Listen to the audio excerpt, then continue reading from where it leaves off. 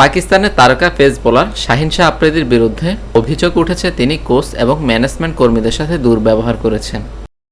Pakistan cricket বোর্ডের একটি সূত্র সংবাদ মাধ্যমকে জানায়, শাহিন শাহ আফ্রিদির উগ্র মনোভাব সত্ত্বেও তার বিরুদ্ধে কোনো ব্যবস্থা নেওয়া হয়নি। বিষয়টি নিয়ে তদন্ত শুরু করেছে পিসিবি।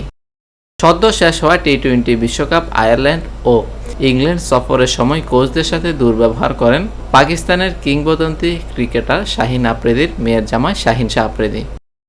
অভিযোগ উঠেছে পাকিস্তান ক্রিকেট দলের সিনিয়র ম্যানেজার ওয়াহাব রিয়াজ এবং ম্যানেজার মনসুর রানার বিরুদ্ধে। তারা শাহিন শাহ আফ্রিদিকে সঠিক পথে পরিচালিত করেননি।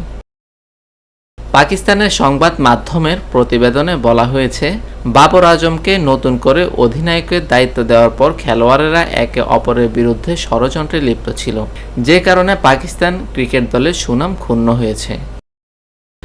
Desk report, TBC news.